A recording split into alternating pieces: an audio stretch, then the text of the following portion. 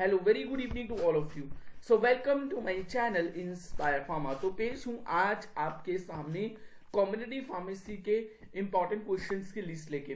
मैं first unit से लेके 7th यूनिट तक के इंपॉर्टेंट क्वेश्चन की लिस्ट ऑलरेडी आपके साथ शेयर कर चुका हूँ। आई होप मेरी वो वाली वीडियो आप लोगों के लिए बहुत ही यूजफुल एंड इंफॉर्मेटिव रही होगी। मेरी उस तरह की वीडियो को देखना चाहते हो तो मेरे चैनल इंस्पायर फार्मा को सब्सक्राइब कर दीजिए। तो बाकी यूनिट्स के जो इंपॉर्टेंट क्वेश्चन की लिस्ट है वो मैं आपके साथ आज शेयर कर दूंगा। तो बिना किसी डिले के साथ अपनी इस वीडियो को स्टार्ट करते हैं, जिसमें मैं कम्युनिटी फार्मेसी के जो भी रिमेनिंग यूनिट्स हैं उनकी इंपॉर्टेंट क्वेश्चंस की लिस्ट शेयर करने वाला हूं। So first question which can be asked in the exam is define patient counselling. Patient counselling क्या होती है? Write down the objectives of patient counselling. Patient counselling के क्या डिफरेंट ऑब्जेक्टिव्स होते हैं? What are the various stages of patient counselling. Patient counselling के different stages क्या होते हैं? Explain about the various barriers of patient counseling and explain about the various barriers to overcome the patient counseling. So these are the list of important question जो कि इस unit में से पूछे जा सकते हैं। नेक्स्ट जो है वो हमारा टॉपिक है वो है मेडिकेशन एडहेरेंस पे। तो इसमें से क्या क्या इंपॉर्टेंट क्वेश्चन पूछे जा सकते हैं? Define the term medication adherence. Medication adherence क्या होती है? What are the different methods for the measuring the medication adherence. Medication adherence को मेजर करने के डिफरेंट मेथड्स कौन कौन से होते हैं? Name the various factors which can affect the patient medication adherence.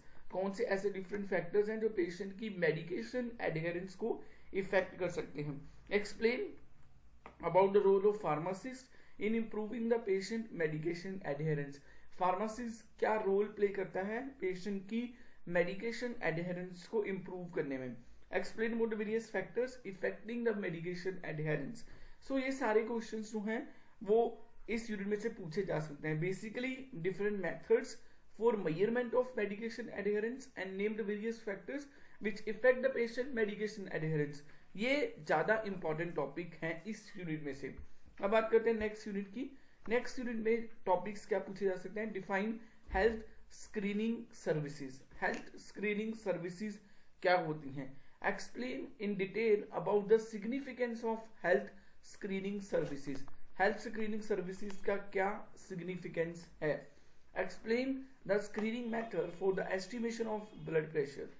Explain the screening method for estimating the blood sugar level. So these are the important questions which are important from this unit, जिसमें आपको health screening services क्या होती हैं और उनका significance जरूर पढ़ लेना है, ये इंपॉर्टेंट है।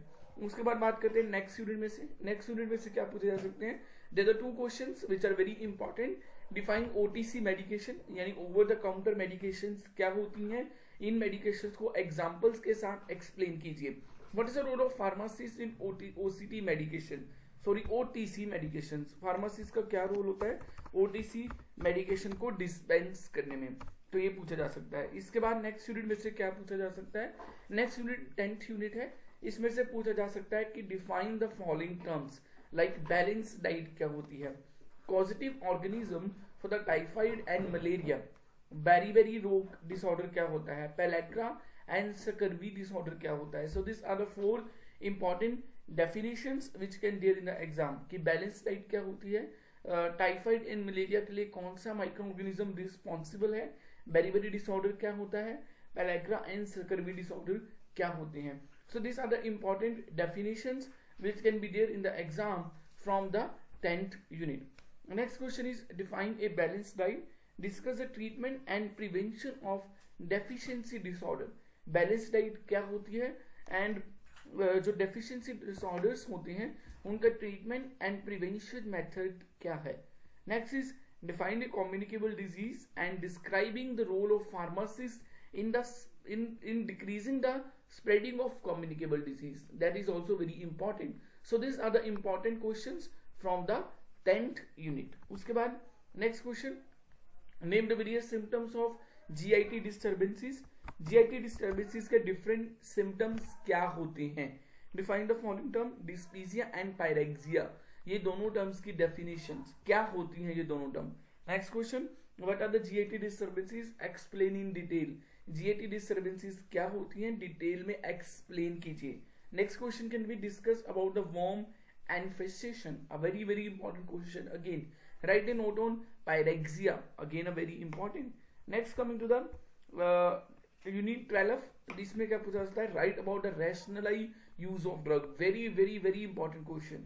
What is the principle of essential drug concept, ये भी important question है. Health indicators of essential drug concept. Last question also very important, that is explaining about the role of community pharmacies in rational drug therapy. Community pharmacies का क्या role होता है in rational drug therapy. Rational drug therapy में community pharmacies का majorly क्या role होता है, इसको एक्सप्लेन कीजिए। Next is unit, last unit में से क्या क्या इंपॉर्टेंट क्वेश्चन पूछे जा सकते हैं। Define the code of ethics. Code of ethics क्या होते हैं, what is the role of pharmacist in code of ethics. Pharmacist का कोड ऑफ एथिक्स में क्या मेजर रोल है। Code of ethics of pharmacy in relation to his profession, again a very important question. So these are the list of important questions from the 30th unit. तो इस video में मैंने अपने जो भी रिमेनिंग यूनिट थे community pharmacy के, उन सारे क्वेश्चन, उन सारे यूनिट्स की इंपॉर्टेंट क्वेश्चंस की वीडियो आपके साथ शेयर कर दी है। आई होप मेरी ये वाली वीडियो मेरी बाकी वीडियोस की तरह आप लोगों के लिए यूजफुल रही होगी। मेरी इस तरह की वीडियोस को और देखने के लिए मेरे चैनल इंस्पायर फार्मा को सब्सक्राइब कर दीजिए। मैं इस तरह की वीडियोस लेके आपके सामने आता रहूंगा। So like, share and subscribe to my official YouTube channel Inspire Pharma for latest updates and notifications. Thank you so much.